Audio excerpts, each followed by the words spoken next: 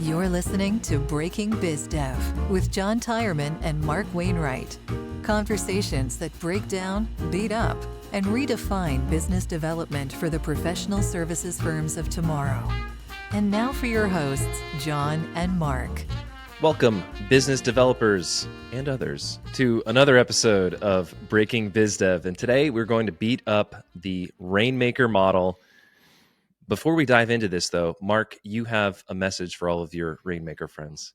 Yeah, welcome, business developers, and hopefully all my dear friends, the Rainmakers, right? This is not intended for anyone to take this personally. You are good people. You are well-intentioned. You are good at what you do. If your firm looks at you as the Rainmaker and you're doing a bang-up job, then keep at it. Keep running at it. A lot of Rainmakers that I know that are out there in professional services firms are people who at one point in their life were practitioners. They were the experts. They were doing all that stuff, and they've evolved to this Rainmaker role inside the organization. They've been there for decades. They're just sort of the go-to person.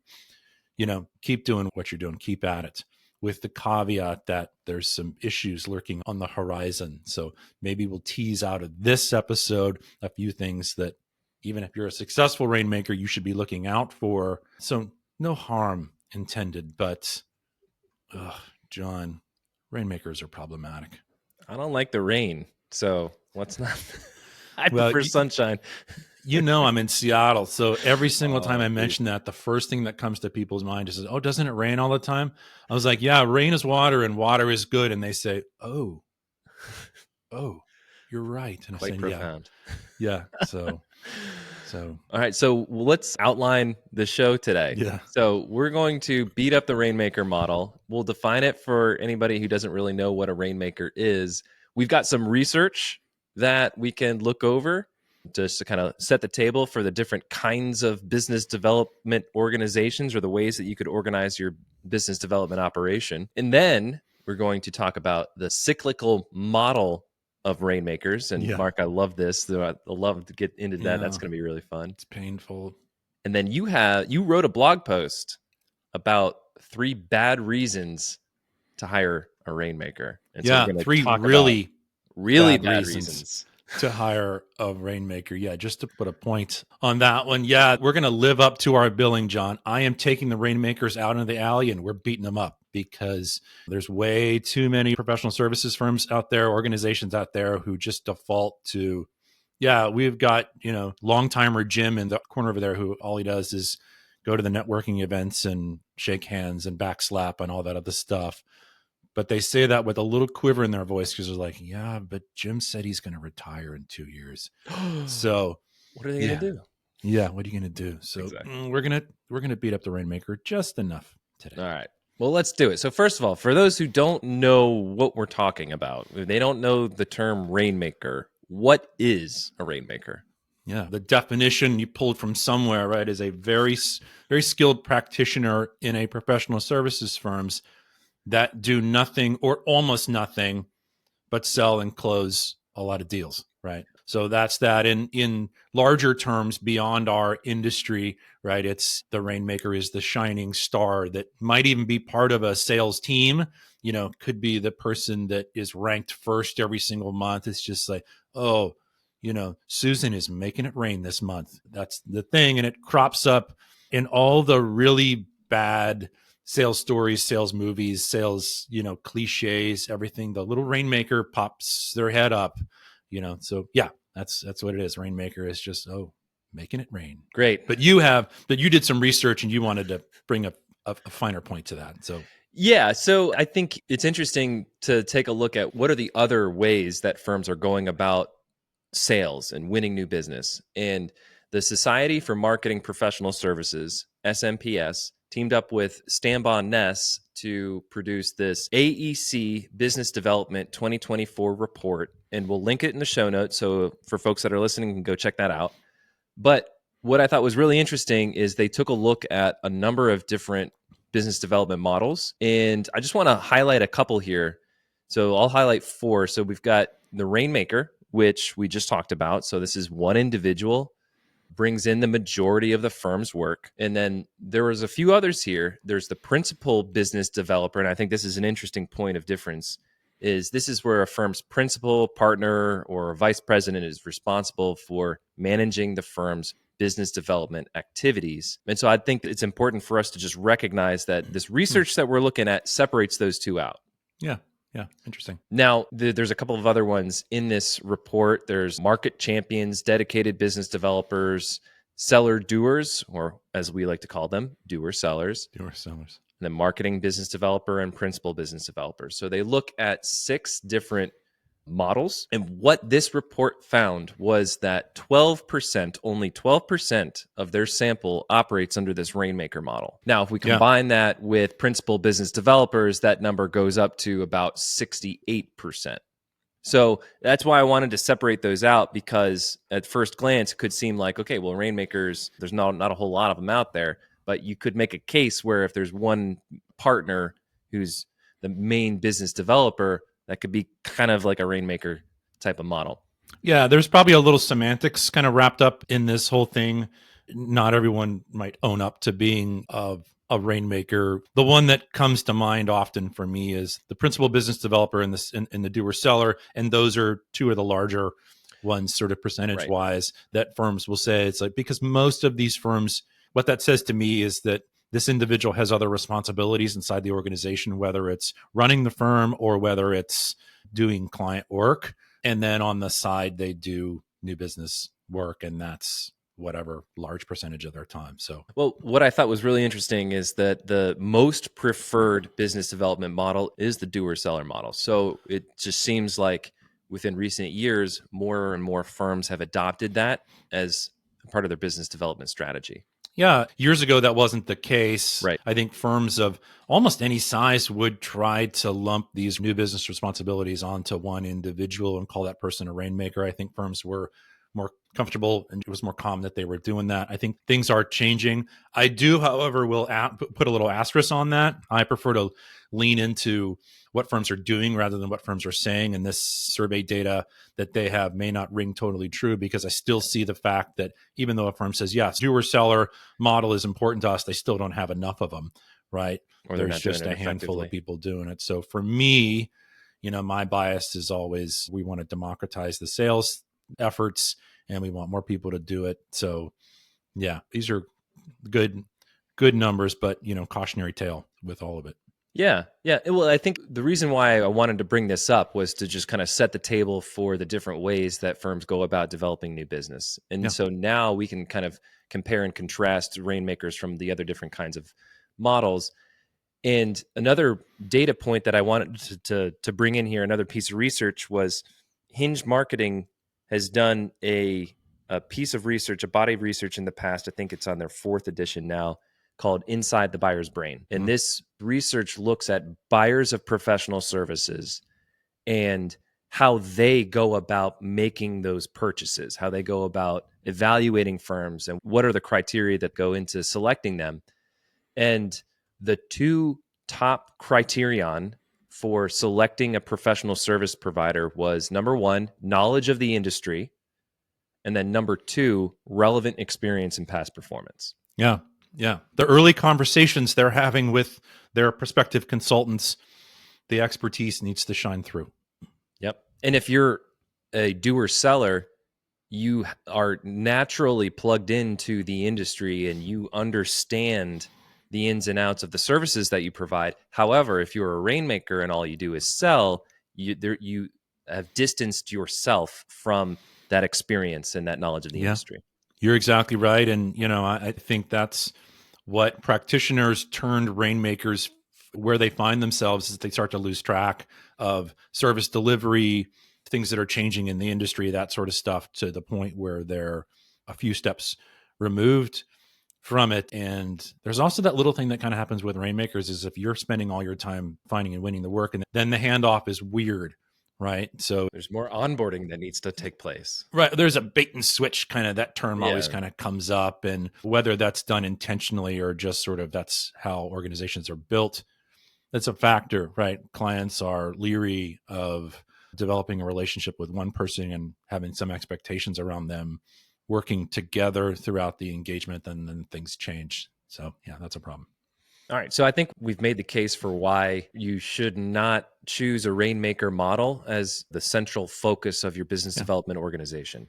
Yeah. So Mark, let's talk about this cyclical model of Rainmaker. Why do firms get into this position in the first place? Right. I think there's this self-reinforcing thing that kind of happens, and I have seen it play out. So I'm not just pontificating here like this. I've actually watched this whole thing happen, and it takes a lot of time.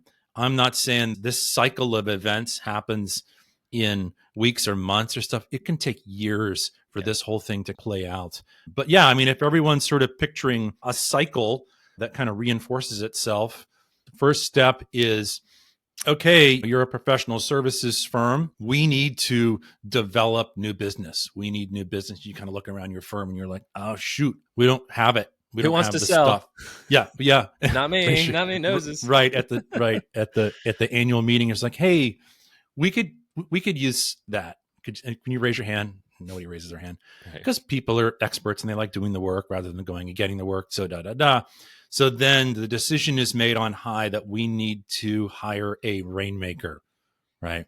So the search starts, and they hire a Rainmaker. They go and they, lots of interviews, and the people show up in the suits, and there's the Rainmaker. So the Rainmaker is hired. The Rainmaker probably brings a quote book of business along with them to a degree, but they also kind of work their way into existing client relationships of the firm. They get introduced. They go to the lunch with the principal and get the introduction to client Bob, all of that stuff. So the Rainmaker brings their own relationships, but starts to establish other relationships there. So the Rainmaker is placed and the Rainmaker's working away, and there's a lot of cost because you spent a ton of money on the Rainmaker, and now there's the lunches and there's the plane tickets and there's that whole thing. Lo and behold, some point in the future, whether it's 6 months down the road or 2 years down the road, everybody looks around and says, I don't know if the Rainmaker is cutting it. It's like there's a ton of cost here. We're not getting the return on it. We're seeing client relationships kind of erode because lo and behold, they really appreciated being in connection with our existing principals, our existing team members. So we now have this Rainmaker in place. So we're not getting what we want. Our clients want to work with the experts, not with the salesperson. So the Rainmaker fails. The senior team members decide they need to do it themselves. They're like, all right, forget it. We're going to ditch the Rainmaker and we're going to do it themselves. Then the principals have to go out and reestablish the relationships and start building business. And they do okay with it. And they're getting fine. And they reestablish the relationship with Bob, who got kind of bent out of shape that you brought the Rainmaker to lunch that one day. So then they do it and they're doing okay. But then they get right back to the beginning and they're like, oh, we're not doing well enough here. We got to hire a Rainmaker. So it all happens again. And like I said, it almost happens unconsciously. It happens over time, likely years, right? You see this whole thing happening again and again and again. And it's so frustrating. And there's an obvious solution, John. We'll kind of tease that out when it gets to this next chunk of stuff. So there's the cycle. That sounds like a hellacious cycle. I've seen it. I've watched it happen. Yeah. Like, it doesn't cease to amaze me that they're like, oh yeah, we hired the Rainmaker. And I'm going, oh man, didn't we talk about this? Didn't I pull you aside and warn you? Yeah. Well, some people just don't learn that way. They got to go through it. They got to go through times. it. Yeah, totally. Yeah. It's like us trying to tell our kids not to do something. Like, that's exactly what I'm thinking of. Yeah. So it's just people they have to experience it. So firms out there who have recently hired your Rainmaker and you're maybe not getting the results you want, there you go. Yeah. And, maybe it's a product of these firms just don't understand the alternatives that are out there. And that's our job, right? Yes, that's what we're here to do. And we are going to teach you all the different ways that you can develop new business without relying on Rainmakers. But first, let's go through, you have 3 really bad reasons to hire a Rainmaker. So let's start there. Yeah. And this ties into that whole cycle thing, right? This is that decision point you come to as a senior leader in a firm where you're making that decision to go pursue and go hire a Rainmaker. This is 3 reasons why you should not go through that exercise. Okay. right? So you've got bad reason number one why you shouldn't hire a Rainmaker. You don't know how to sell. It's not a surprise, right? It's gonna like screamingly obvious. But the thing is that people think it's such a beast and so complex.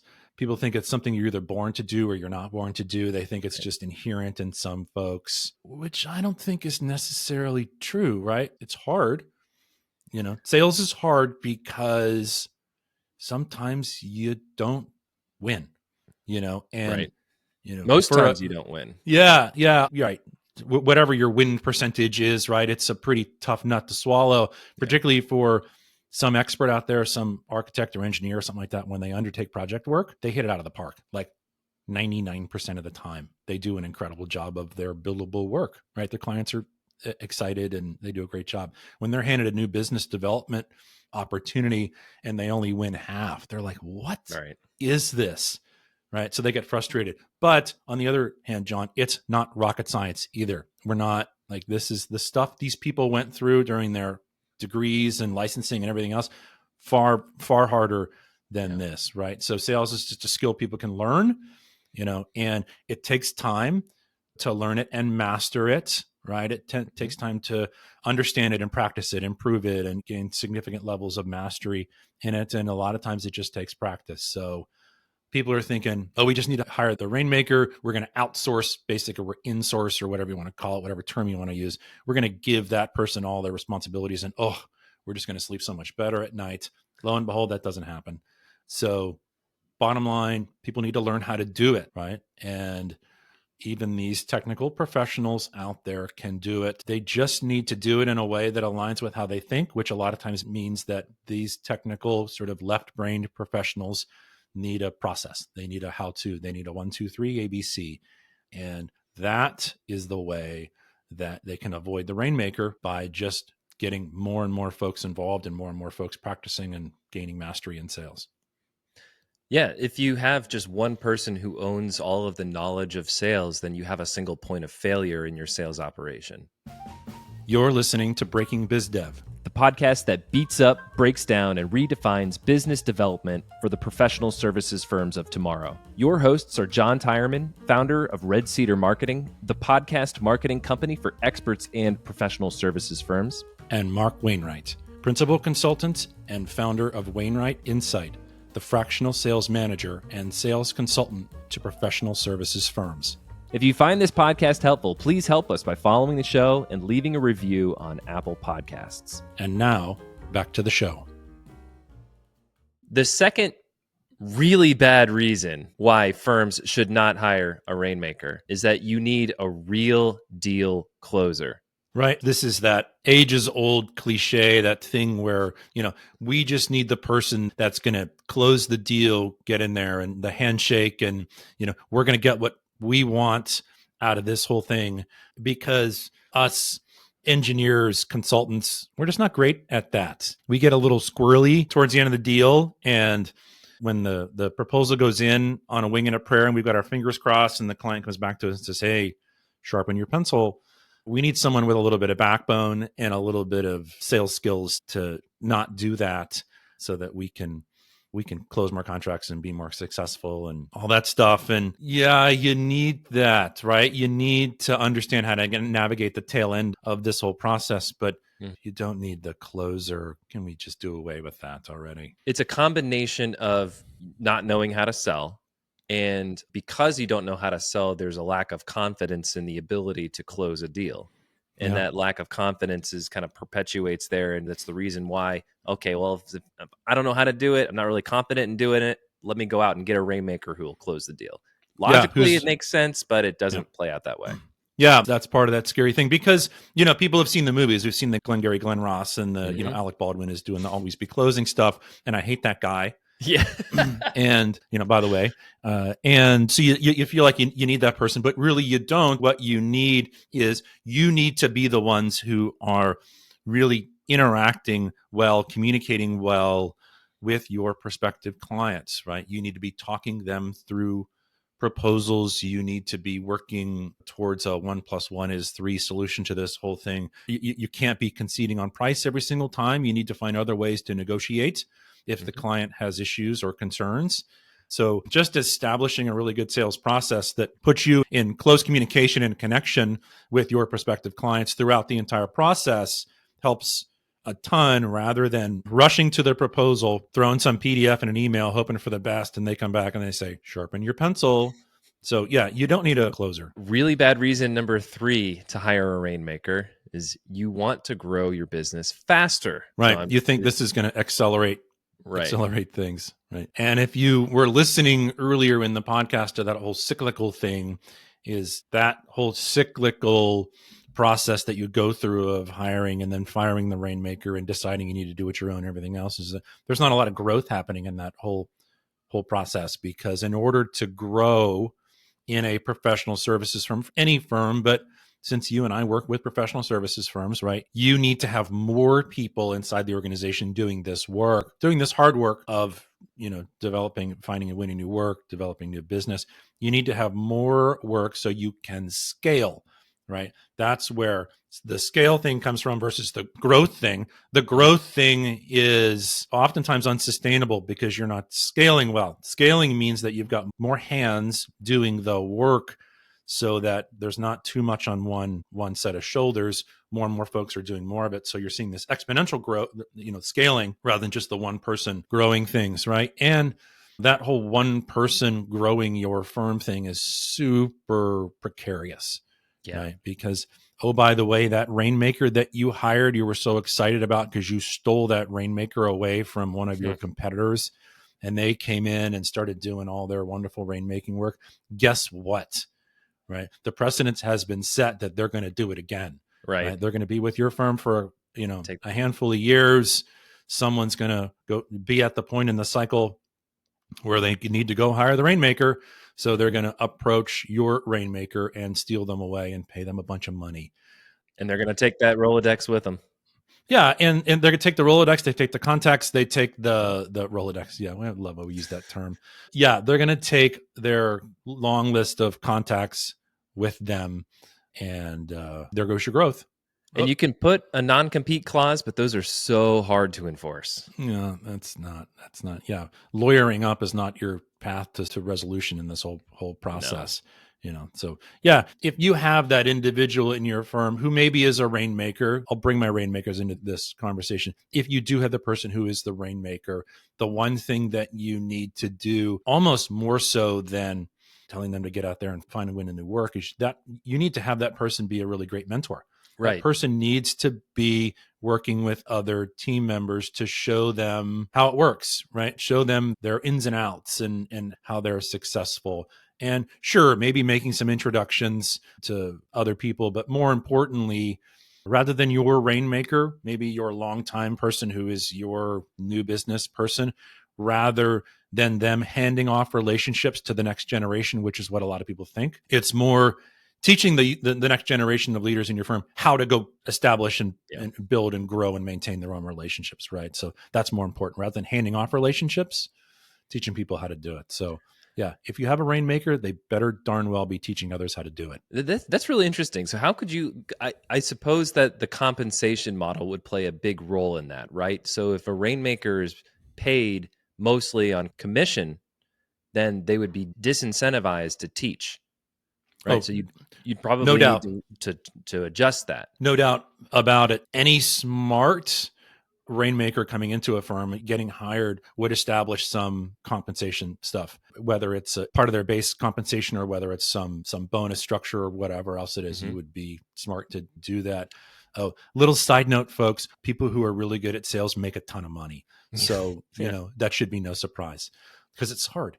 But the model is not frequently employed in a lot of professional services firms. Organizations that I'm familiar with are usually ones that have full-time sales teams, the ones that are adjusting compensation and putting together specific models. And for everyone's reference out there, because professional services really don't know, is that typically in your average, likely larger organization where salespeople, they have full-time salespeople and they have variable compensation models, is that at least half of their base compensation is paid from commission. Mm-hmm. So, and that's a huge number. I would never recommend anyone in professional services do that, just because it doesn't align with this whole doer seller model, right? And it doesn't incent the right behaviors, just like you mentioned there, John. It doesn't. We want our people who are good at new business development, teaching and training and mentoring others to do it. And the compensation model doesn't fit with that whole thing. So, yeah. It was just something that just dawned on me that I thought would be worth pointing out is that if you want to leverage a Rainmaker in the sense of trying to mine their expertise and try to teach that to your staff, that's something to take into consideration. No, it's a great point. I mean, every time we have to talk about compensation, we have to talk about the types of behaviors we want to incent or disincent with individuals and in the organization. And we want to do everything we can in most firms, in most professional services firms who don't have these full-time salespeople, which is most of them. We want to do everything we can to incent these, teaching, mentoring, growing organizational sales acumen rather than having it sit on one person's shoulders. Because if the Rainmaker model is what we're trying to incent, we're going to create a bunch of lone wolves in an organization who are just off doing their own thing and not serving the organization well. And that can be challenging because when you have that scenario where you've got multiple lone wolves going out there and selling, what they're saying to prospects and the questions they're asking and the pitches that they're presenting can be wildly different, which creates confusion. It creates an uneven shape of your brand. So you bring up a really good point. That's another great reason why you should train your team to learn sales, democratize sales across your organization. I'm curious, Mark, in the firms that you've worked with that have a doer-seller kind of makeup, is there an element of commission or some sort of a bonus for hitting a number, or is that pure salary? Like, I'm just really curious about that. It varies, but if the organizations are large enough, they will have individuals that they have defined as spending a certain amount of time finding and winning new business. And a lot of times that's in professional services firms, we track utilization. A lot of times that's reflected in their utilization, where they will have their billable utilization will be fairly low. And everybody starts scratching their head. They're like, what's going on there? It's like, oh, no, they're responsible for X amount of revenue. And that's how the firm gets the return on their time. So that tends to happen with larger and larger organizations. Who knows? I'm not even talking like big, like hundreds and hundreds of people. I'm talking, could be some dozens of employees where the firm just gets to a point where they think that's an important role. So I mean, John, we took the Rainmaker in the alley. We beat the Rainmaker up a little bit. I don't want to throw shade on our friend, the Rainmaker, because I do think there's a real genuine opportunity for people who are interested in finding and winning new work, people who don't run screaming in the opposite direction from sales.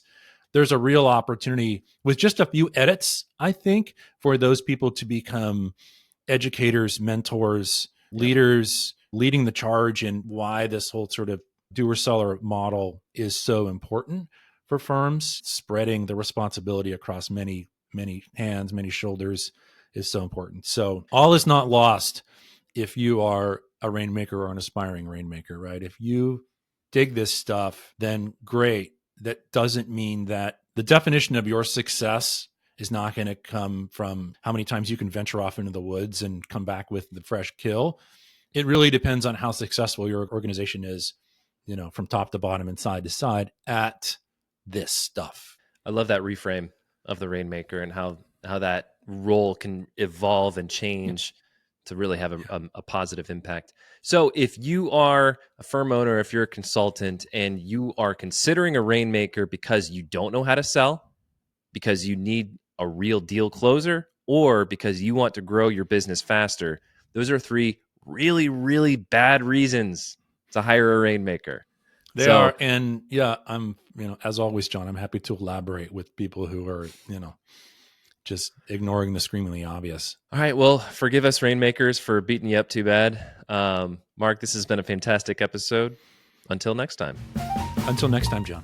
Thanks for listening to Breaking BizDev. Subscribe on Spotify and Apple Podcasts, or listen to the show at breakingbizdev.com.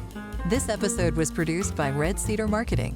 If you think a business podcast is right for your company, visit redcedarmarketing.com to learn more.